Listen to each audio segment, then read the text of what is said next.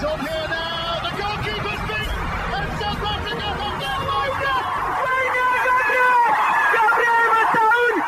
Shagger Sport 2010. ሰላም ጤና ይስጥልን እንደምናላችሁ የተከበራችሁና የተወደዳችሁ የሸገር ስፖርት ዊዝ አበበ ግደይ የዩቲዩብ ቻናል ቤተሰቦቻችን በያላችሁበት እጅግ አስደሳች ጊዜን እያሳለፋችሁ እንደሆነ ተስፋ እናደርጋለን። መልካሙን ሁሉም ለእናንተ እንመኛለን። ታዲያ ይህንን ሸገር ስፖርት ዊዝ አበበ ግደይ የሚለውን የዩቲዩብ ቻናላችንን ሰብስክራይብ አድርጉት፣ የደውል ምልክቱን ተጫኑትና አዳዲስ ፕሮግራሞችን ስንለቅ መልእክት ይድረሳችሁ።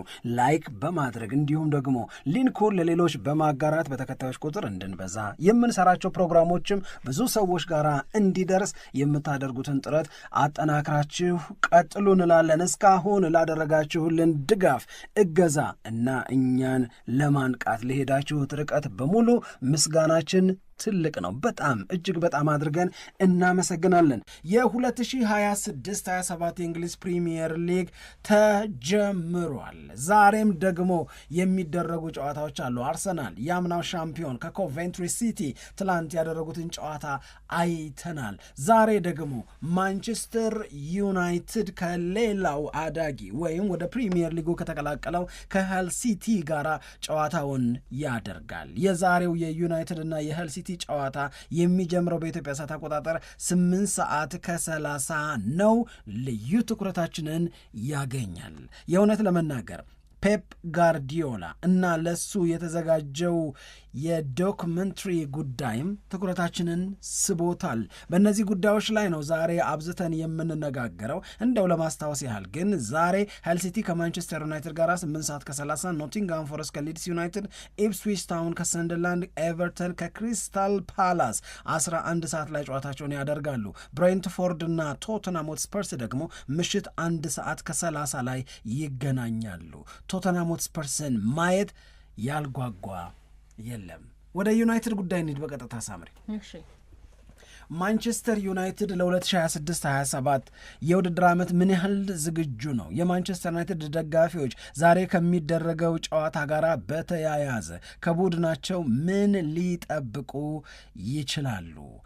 ካሪክ የ2025-26 አስገራሚ የ17 ጨዋታዎች ጉብዝናውንና ዩናይትድን ለውጦታል። ካሪክና የካሪክ ዩናይትድ ደስ ይላሉ ብለን ለመናገር ያስገደደንን የማንቸስተር ዩናይትድን ለውጥ ከዛሬ ጀምሮ ሲቀጥል እናየዋለን ወይ? ብሩኖ ኩኛ ብሩኖ ኤምቤሞ አገባ፣ ሼሽኮ እንዲያደረገ፣ አማድ ዲያሎ እንዲሆነ፣ ሴኒላ ማይንስ የሚገርም ኳስ አዳነ። ኧረ ማንቼ ደስ ይላል የምንልበት የውድድር ዓመት ይሆናል ወይ?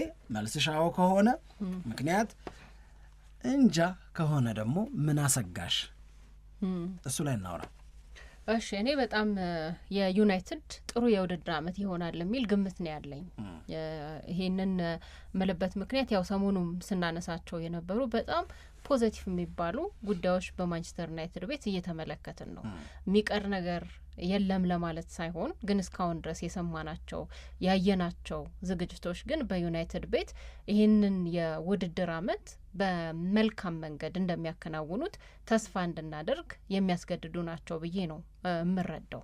ምክንያቱም አንደኛ የተጫዋቾቹ ዝግጁነት በየአጋጣሚው የሚሰጧቸውን ኢንተርቪዎችም ስመለከት ነበረ እና በየአጋጣሚው ምንሰማቸው ነገሮች በሙሉ የተጫዋቾቹን ዝግጁነት የሚያረጋግጡ የሚያሳዩ ናቸው። ከዚህ በፊት አድማጮቻችንን በደንብ እንደሚያስታውሱት የማንቸስተር ዩናይትድ ተጫዋቾች የሰጧቸውን አስተያየቶች ስናነሳ ነበር። ለዚህኛው የውድድር ዓመት ምን ያክል ዝግጁ ናቸው፣ ምን ያክል በየጨዋታዎቹ ላይ ለማሸነፍ ፍላጎት አላቸው፣ ምን ያክል ዋንጫ ለማንሳት ተዘጋጅተዋል የሚለውን ሁሉም ለምንድን ነው ዋንጫ ማንሳት የማንችለው? የፕሪሚየር ሊጉን ዋንጫ ማሸነፍ እንችላለን የሚል አስተያየት እየሰጡ ነበር እና ፖዘቲቭ የውድድር ዓመት እንደሚሆንም ደግሞ እየተናገሩ ነው። አሁንም እንደው መጨረሻ ላይ የዩናይትድ ተጫዋቾችን በተመለከተ አስተያየት ሲሰጡ ካየኋቸው ተጫዋቾች መካከል አንደኛው ሉክ ሾው ነው። በጣም ፖዘቲቭ የሆነ እና ደግሞ ምርጥ የውድድር ዓመት እንደምናሳልፍ ተስፋ እናደርጋለን የሚል አስተያየቱን ሰጥቷል። እሱም ለዩናይትድ እየተጫወተ በመሆኑ ምን ያክል ደስተኛ እንደሆነ አስተያየት የሰጠበት ነው። የሉክሹ የባለፈው የውድድር ዓመት ፐርፎርማንስ ላይ ጥያቄ የለንም፣ በጣም በጥሩ መንገድ አገልግሎት ሰጥቷል ነው የምንለው። ዘንድሮም ያንን ይደግም ይሆናል። ግን ያንን በጣም በቃ ይሄ የዩናይትድ ደጋፊዎች እርፍ ብለው እንዲከታተሉ የሚያደርገው አንድ በሉክሾ ቦታ ላይ የሚጫወት ተጫዋች ማንቸስተር ዩናይትድ እስካስፈረመ ድረስ ነው ብዬ እረዳዋለሁ። አንደኛ ያው ብዙ ጨዋታዎች ይደረጋሉ በውድድር ዓመቱ፣ ሁለተኛ ደግሞ ሉክሾ ምናልባት የሚጎዳ ከሆነ የሚደክም ከሆነ ያንን አገልግሎት በአስተማማኝ መንገድ የሚሰጥ ሌላ ተጫዋች ያስፈልጋል እና እዛ ላይ ክፍተት እንዳለ ይታወቃል። ዩናይትድም ያውቃል። ያንን ለማስተካከልም ጥረት እያደረገ ነው። ማን ነው የሚፈርመው የሚለውን እንጠብቃለን። እስካሁን ድረስ በፈረሙት ተጫዋቾች ግን የዩናይትድ ደጋፊዎችም ተጫዋቾችም ደስተኛ እንደሆኑ የተናገሩት እኛም ያየነው ነገር ነው እና ፖዘቲቭ የውድድር ዓመት ማንቸስተር ዩናይትድ ያሳልፋል ከሚሉት ሰዎች ውስጥ ነኝ። ለማንቸስተር ዩናይትድ አዲሱ የውድድር ዓመት እንዴት ይሆናል የሚለውን ጥያቄ እኔ በሁለቱም መንገድ ማየቱ የተሻለ ነው። በበጎ ማንቸስተር ዩናይትድንና 2026-27ን እንድናስብ የሚያደርጉን ጉዳዮች ምንድን ናቸው? ማንቸስተር ዩናይትድና 2026-27ን ስናስብ ስጋት ላይ የሚጥሉንስ ነገሮች ምንድን ናቸው የሚለውን ነው። የመጀመሪያው በጎ ነገር ማንቸስተር ዩናይትድ 2026-27ንማ አምሮበት ደምቆ እንደገና ከፍ ብሎ የሚታይበት የውድድር ዓመት ነው ብለን አፋችንን ሞልተን እንድንናገር ከሚያደርጉን ጉዳዮች መካከል አንደኛው በማንቸስተር ዩናይትድና በማይክል ካሪክ በ2025-26 የተጀመረው የመለወጥ የመሻሻል ነገር ነው። ምንም ጥያቄ የለውም። ራሱ ማይክል ካሪክ ይህንን የውድድር ዓመት የዩናይትድ ደጋፊዎችም ሆኑ ከእግር ኳስ ጋር በተያዘ ሀሳብ የመስጠት ስራ ላይ ያሉ ባለሙያዎች ይህንን እንደ አንድና ዋነኛ ምክንያት ያነሱታል። ምክንያቱም ማይክል ካሪክ ማንቸስተር ዩናይትድን ትራንስፎርም ሲያደርገው አይተዋል፣ ሲያሻግረው አይተዋል፣ ሲለውጠው ሲያሻሽለው አይተዋል። ምን አርጎ አሻሻለው ብትይኝ ባለፈው የውድድር ዓመት ማንቸስተር ዩናይትድ ካደረጋቸው 17 ጨዋታዎች በ13ቱ አሸንፏል። ማንቸስተር ዩናይትድ በ12ቱ አሸንፎ በ3ቱ አቻ ወጥቶ በ2ቱ ብቻ ነው የተሸነፈው። ከነዚህ 17 ማይክል ካሪክ ካደረጋቸው ጨዋታዎች ማንቸስተር ዩናይትድ 39 ነጥብ ማግኘት ችሏል። ከ17 ጨዋታ 39 ነጥብ ያገኘ ሌላ ማንም ክለብ የለም። የውድድር ዓመቱ ሊያበቃ 17 ጨዋታ እስኪቀር ድረስ ክለቦች የነበራቸው ጉብዝና እና ማንቸስተር ዩናይትድ የነበረበት ማቃት ነው እንጂ ማንቸስተር ዩናይትድንና ሌሎችን ያበላለጣቸው። ዩናይትድ ካሪክን ከቀጠረበት ጊዜ ጀምሮ በሰበሰበው ነጥብ ከአርሰናልም ከማንቸስተር ሲቲም ይበልጣል። ሁለቱ አይደሉ ከሱ በላይ ሆነው የጨረሱ? ከሁለቱም ይበልጣል። ይሄንን መለወጥ ያመጣው ካሪክ ነው። ካሪክ በመለወጥ በማጎበዝ ማንቸስተር ዩናይትድን በማሻሻል ሂደት ላይ እያለ እና የመሻሻሉ ምስክር ሆነን እያለ ነው የውድድር ዓመቱ የተጠናቀቀው ሳምሪ።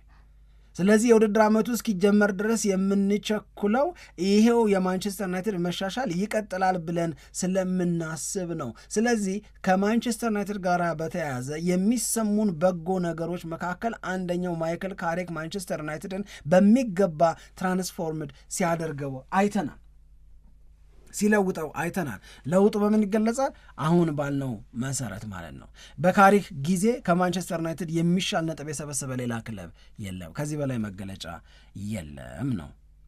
ሁለተኛው የካሪክ ጊዜ 39 ነጥብ ሰበሰበ፣ 12 አሸነፈ፣ 3 አቻ ወጣ፣ በ2 ብቻ ነው የተሸነፈው እያልን ብቻ የምንገልጸው ሳይሆን ማንቸስተር ዩናይትድ ታክቲካሊ ሴትል አላረገም ወይ? ሴትል እኮ አረገ። አሞሪም ምን እንደሚያደርግ እኮ ለመረዳትም ያስቸግረን ነበር እኮ። የምናውቀው ከአሞሪም ጋር በተያዘ በባክስሪ መጫወቱ ብቻ ነው የማይቀየረው። ተጫዋቾች ማን እንደሚገቡ ታክቲካሊ ማንቸስተር ዩናይትድ ሀሳቡ ምን እንደሚሆን በእነዚህ በባክስሪ የተጫወተ ግን ሜዳ ላይ ፕራክቲካሊ ምንድን ነው ማድረግ የሚፈልገው የሚለው ላይ አለመረጋጋት፣ አንዱ ነገር ላይ አለመወሰንና በወሰኑት ነገር ላይ ጸንቶ እየተሻሻሉና እያደጉ እየጨመሩ መምጣት ላይ ማንቸስተር ዩናይትድ ሲበረታ እኮ አላየነውም። ስለዚህ ከሩበን አሞሪም ሲስተም ተላቆ በካሪክ ሲስተም ውስጥ ዩናይትድ ታክቲካሊ ሴትል ሲያደርግ ተረጋግቶ በባክ ፎር ሲጫወትና ጥንካሬውን መልሶ ሲያገኝ አየ ነው።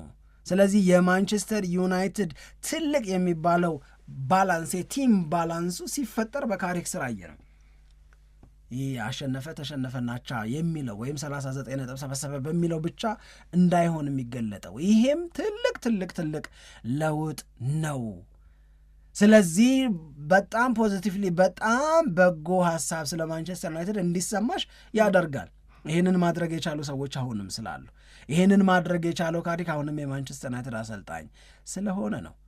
በዛ ላይ እንደነ ብሩኖ ፈርናንዴዝ፣ ማቲያስ ኩኛ፣ ብሪያን ኤምቤሞ፣ ቤንጃሚን ሼሽኮ አይነት ተጫዋቾች በ2024/25 በ2023/24 ማንቸስተር ዩናይትድ ቤት ውስጥ የነበረውን የበጣም ደካማ የሚባለውን የማጥቃት ስንፍና፣ አለመቻል፣ መቸገር ወደ ብርታት ቀይረውታል። እነዚህ ተጫዋቾች ብሩኖ ፈርናንዴዝ በአንድ የውድድር ዓመት በእንግሊዝ ፕሪሚየር ሊግ ማንም አድርጎት የማያውቀውን የአሲስት ሌቭል ላይ ደረሰ፣ ሪከርድ ሰበረ።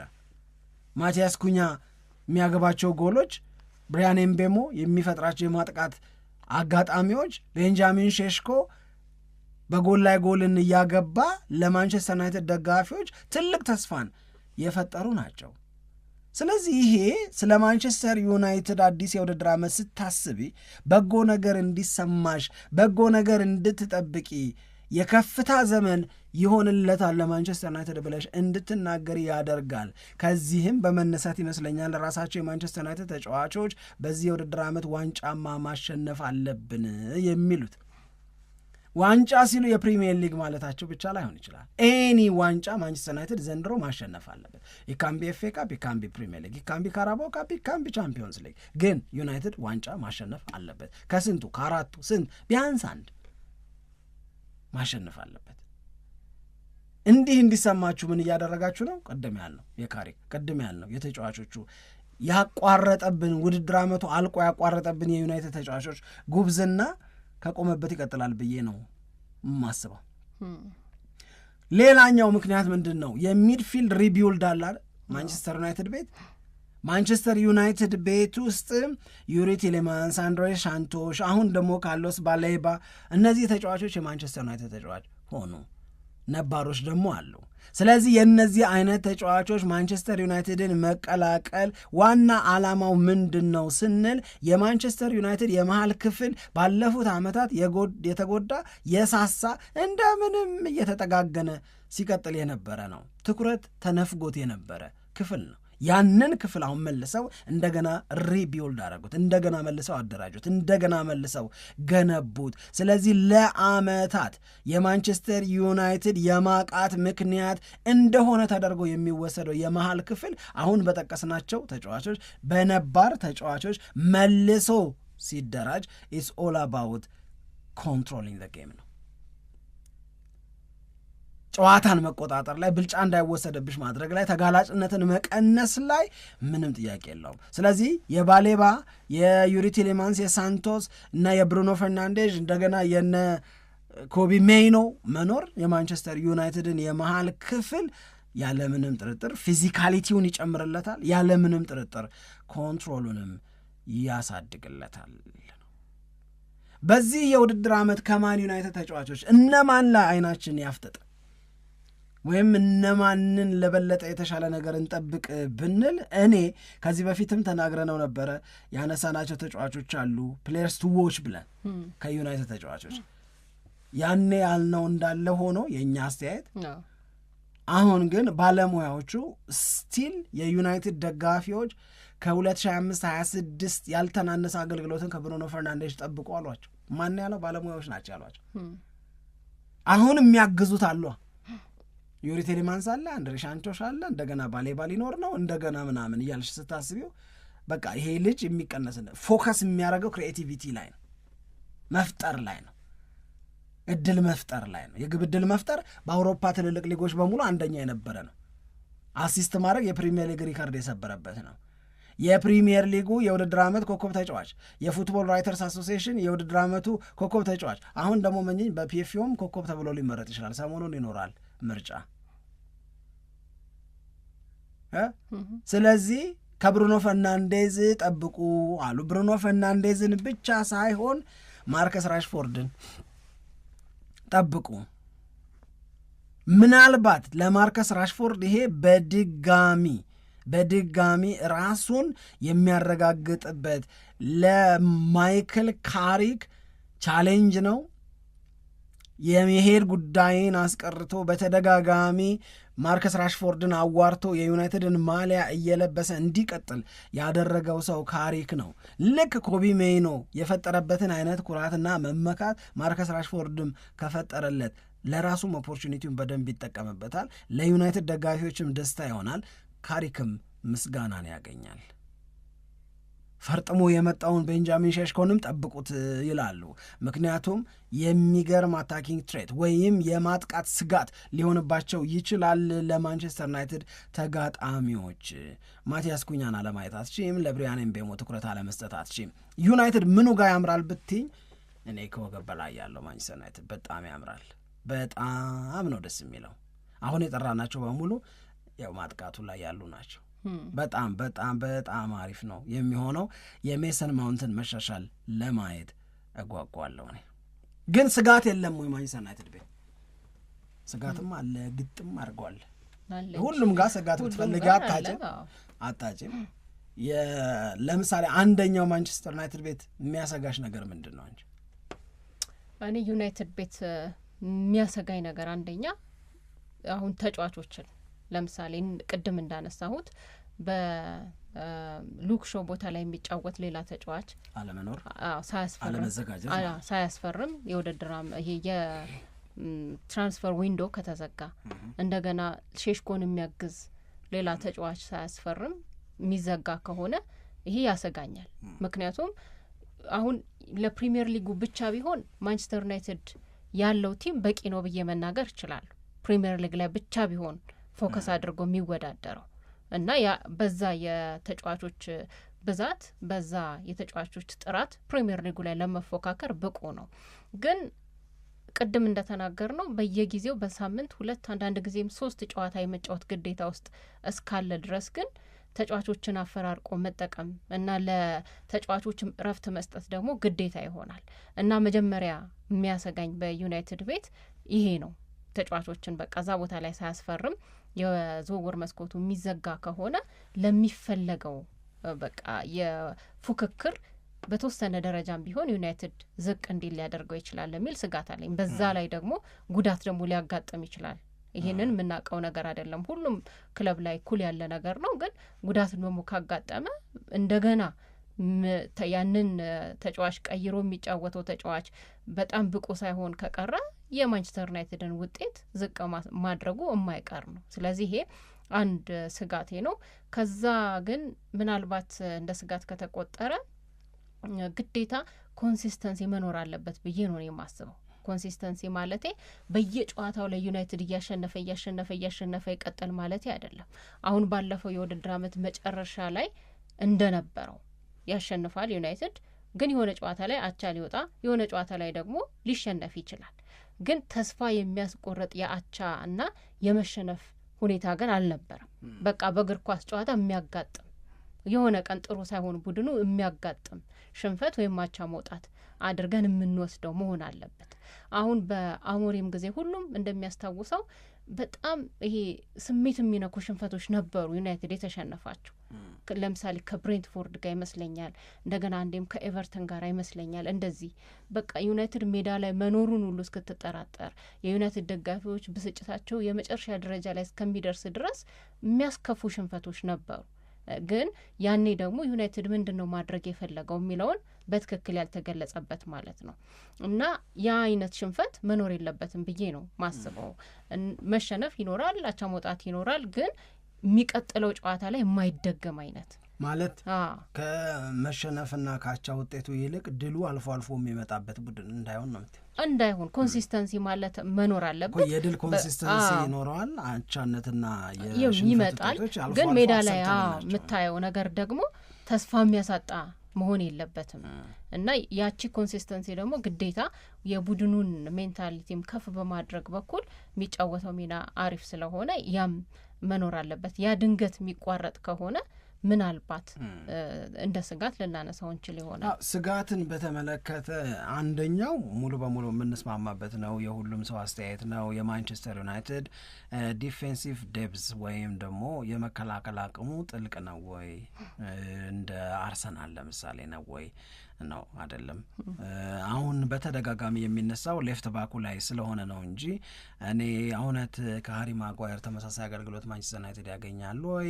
የማቲያስ ደሊስት ሙሉ የውድድር ዓመቱን በጥራት የማገልገል አቅም እውነት አስተማማኝ ነው ወይ የሚሉት ነገሮች ያሰጋሉ። እና እኔ እንደውም አሁን በዚህ ዓመት በጣም እንደገና በደንብ ባየው በጣም ደስ የሚለኝ ለማየት የምናፍቀው ሄቨንን ነው እውነት ለመናገር እና ሃሪ ማጓየር ትንሽ ሊቸገሩ ይችሉ ይሆን የሚል ነገር አለ። አጠቃላይ የማንቸስተር ዩናይትድን ዲፌንሲቭ ዴፕዝ ከግምት ውስጥ ታስገቢው ሊሳንድሮ ማርቲኔዝ ቆንጆ የዓለም ዋንጫን አሳልፏል። ከማንቸስተር ዩናይትድ ጋር ቆንጆ የውድድር ዓመት ሊያሳርፍ ይችላል። ሃሪ ማጓየር የረፍት ጊዜ ላይ ነው የነበረው። ማቲያስ ደሊስት እንግዲህ ለጨዋታ ዝግጁ ነው፣ ግን አሁን በመጀመሪያዎቹ የውድድር ዓመቱ ጨዋታዎች ላይ ወደ ሜዳ ይገባል ተብሎ አይጠበቅም።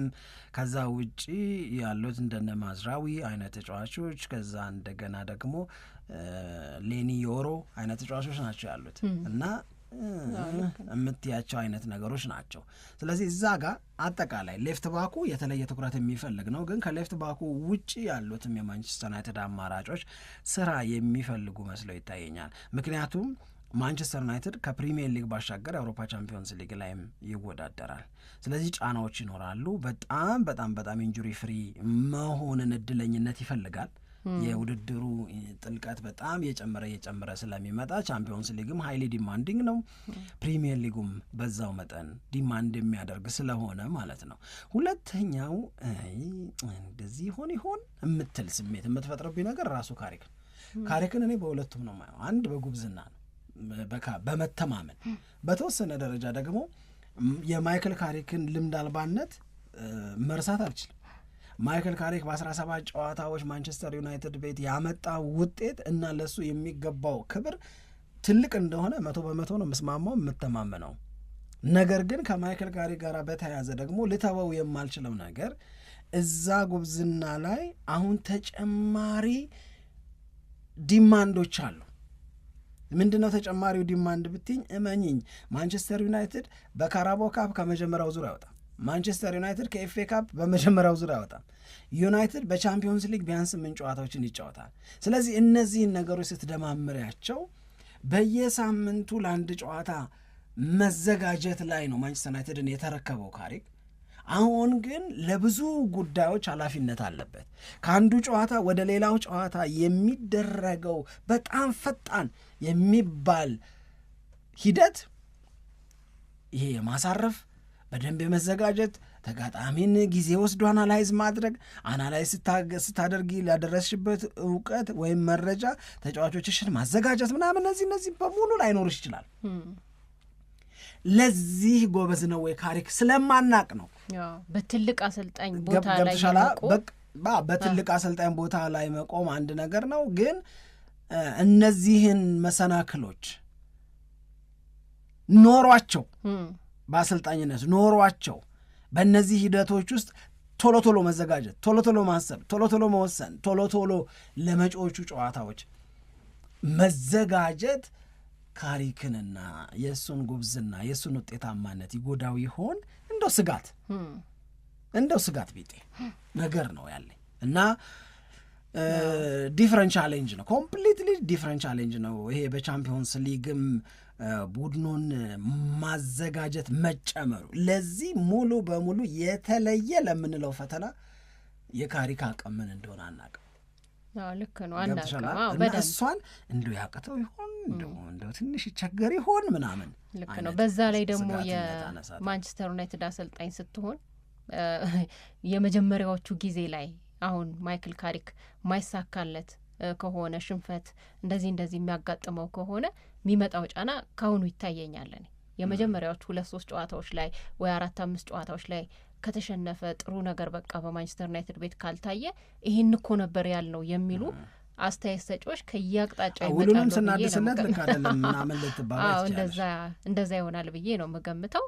ስለዚህ ማይክል ካሪክ ላይ ያለው ጫና አንድ በበጎም በስጋትም የምናነሳቸው ነገሮች ናቸው። አንድ ቅድም ስታነሳ የነበረው የዚህ የማንቸስተር ዩናይትድ የመከላከል ጉዳይን በተመለከተ ግን ከሁል ሲቲ ጨዋታ በፊት የሚወጡ ሪፖርቶች የሚያሳዩት እኔን የገረመኝ አንደኛው ነገር ማንቸስተር ዩናይትድ በ2022-23 የውድድር ዓመት የመጀመሪያ ጨዋታ ላይ የተጠቀማቸውን 4 ተጫዋቾች ባክፎሩን አሁንም በ2026-27 የውድድር ዓመት ላይ ይደግመዋል ተብሎ ነው የሚጠበቀው 2022-23 ላይ እና ከ2022 የዝውውር ጊዜ ጀምሮ እስካሁን ድረስ ዩናይትድ የተከላካይ መስመር ተጫዋቾችን ያው ለማስፈረም ብዙ ገንዘብ አውጥቷል። 8 ተከላካዮችን አስፈርሟል። 219.7 ሚሊዮን ፓውንድ አካባቢ ነው ወጪ የተደረገው እና ያኔ የፈረሙት ተጫዋቾች ለምሳሌ ኦገስት 7 2022 ጀምሮ ኤሪክ ቴናግ እያሉ ማርቲኔዝን 56.7 ሚሊዮን ከዛ በኋላ ሃሪ ማጓየር ሉክሾና ዲያጎ ዳሎ ነበር የተጫወቱት። ያኔ እነዚህ ተጫዋቾች ነበር የፈረሙት። 2-1 በሆነ ውጤት ከብራይተን ጋራ ተጫውተው ተሸነፉ። ያኔ ማለት ነው የመጀመሪያው የመክፈቻ ጨዋታ ላይ እና አሁንም ደግሞ ማይክል ካሪክ እነዚህን ተጫዋቾች በድጋሚ ይጠቀማቸዋል። በድጋሚ ለዚህ ጨዋታ 4 ተከላካዮች እነዚህ ይሆናሉ ተብሎ ነው የሚጠበቀው። እንዲሁ ደግሞ ሲጠበቅም ዝም ብሎ አይደለም። ምክንያቱም ባለፉት በ17 የፕሪሚየር ሊግ ጨዋታ ልምዱ ማይክል ካሪክ ከማንቸስተር ዩናይትድ ጋራ በ6ቱ እነዚህን 4 ተከላካዮች በአንድ ላይ ተጠቅሟቸዋል እና አሁንም የመጀመሪያው ጨዋታ ላይ ከሁል ሲቲ ጋራ እነዚህ ተጫዋቾች በድጋሚ ባክፎሩ ላይ ይኖራሉ ተብሎ ነው የሚጠበቀው ከ2023 ሊሳንድሮ ማርቲኔዝ ለመጀመሪያውም ጨዋታ ዝግጁ ነው ማለት ነው። እንደዛ አይነት መረጃዎች። ለማንኛውም ለመጠቅለል ያህል የማንቼን ወሬ እንግዲህ ዛሬ 8:30 በኢትዮጵያ ሰዓት አቆጣጠር ጨዋታ አለው። የማንቸስተር ዩናይትድ ሪያሊስቲክ ታርጌት ተብሎ የተቀመጠው 4ኛ ደረጃ መውጣት ነው። የማንቸስተር ዩናይትድ በቃ በጣም የጉጉት አምቢሽየስ የሚባለው ታርጌታቸው ደግሞ 3ኛ ደረጃን ይዞ ማጠናቀቅ ነው። የማን ዩናይትድ ድሪሙ ግን የፕሪሚየር ሊግን ዋንጫ ማሸነፍ ነው። ዩናይትድ ከሄል ሲቲ የሚያደርጉትን ጨዋታ ማየት እንጀምራለን ዛሬ ማለት ነው።